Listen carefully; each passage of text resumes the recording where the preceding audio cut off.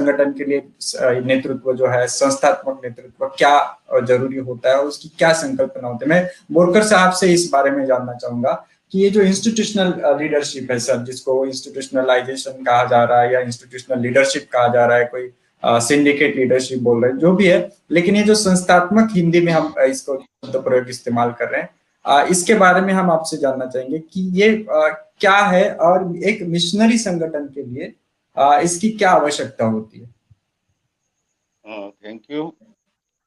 संस्थागत नेतृत्व के बारे में एक चीज ये समझना चाहिए कि कोई भी एक व्यक्ति समाज के लिए निर्णय नहीं ले सकता। उसमें अगर एक व्यक्ति अगर समाज के आंदोलन को चलाने के लिए अगर निर्णय लेता है तो उसको हम ऑटोक्रेटिक लीडरशिप कहते हैं। तो संस्थागत नेतृत्व का मतलब ये है कि कोई भी एक व्यक्ति अपने समाज का आंदोलन चलाने के लिए निर्णय नहीं ले सकता। तो उसमें जो ग्रुप ऑफ पीपल है जिसको उस संगठन के लोगों ने चुना है शीर्षस्थ रखने के लिए, जिसको हम कहेंगे कि जहाँ तक हमारे जो आंदोलन चल रहा है वो जिसमें जो संगठन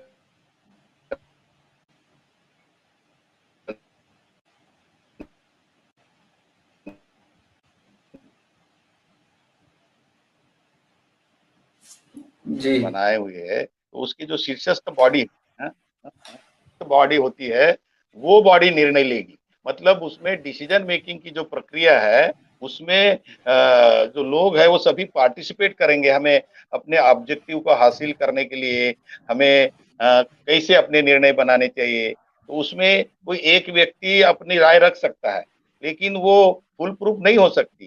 तो उसी बॉडी में जो दूसरे लोग बैठे हुए हैं वो उसको अपनी राय देंगे और ये बताएंगे साइमल्टेनियसली कि जो जो पॉइंट ऑफ व्यू आपने रखा है इसमें ये खामियां हैं और इसको दुरुस्त करना जरूरी है।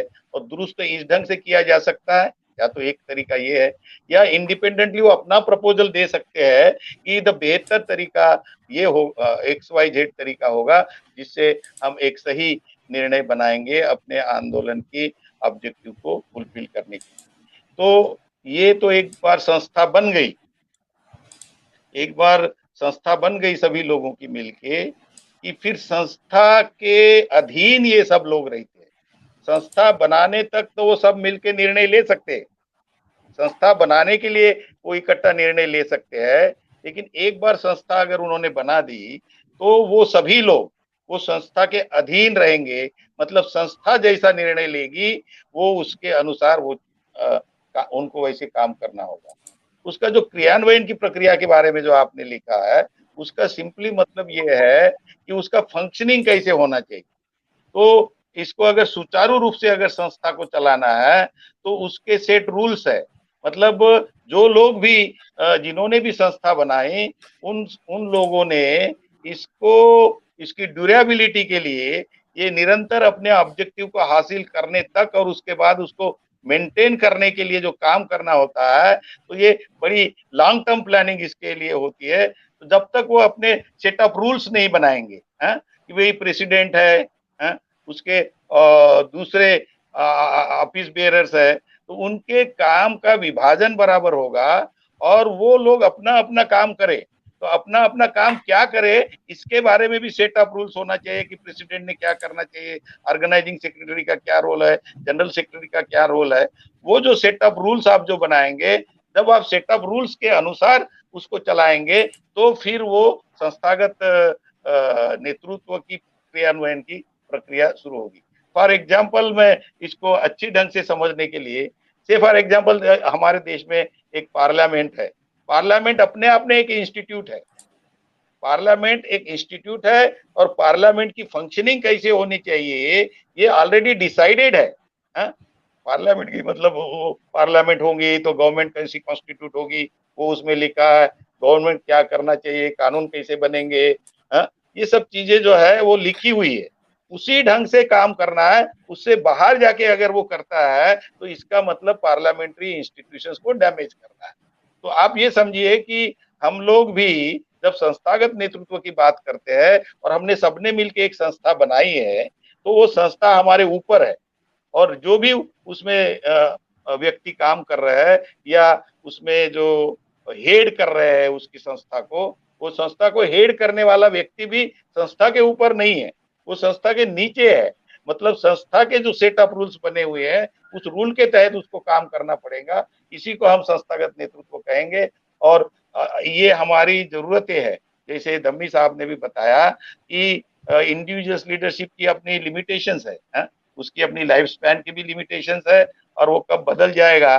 लेकिन अगर सेट ऑफ रूल्स बने हुए हैं और सेट ऑफ रूल्स मतलब उसके ग्राउंड लेवल तक की जो ऑर्गेनाइजेशनल स्ट्रक्चर है या इंस्टीट्यूशनल स्ट्रक्चर है उन तक वो अगर सेट ऑफ रूल्स उनको पता है, तो अगर कोई व्यक्ति जो प्रेसिडेंट भी हो सके हो संस्था का, वो अगर उसके दायरे में नहीं रहता है, सेट ऑफ रूल्स के दायरे में नहीं रहता है, तो वो उसको क्वेश्चन कर सकते हैं। तो एक संस्था वो क्वेश्चन करते हैं, इसका मतलब अब वो संस्था का क्वेश्चन कर रही, जो संस्था का हेड है उसको संस्था के लोग क्वेश्चन कर सकते हैं। जबकि ऑटोक्रेटिक लीडरशिप में ऐसा नहीं होता।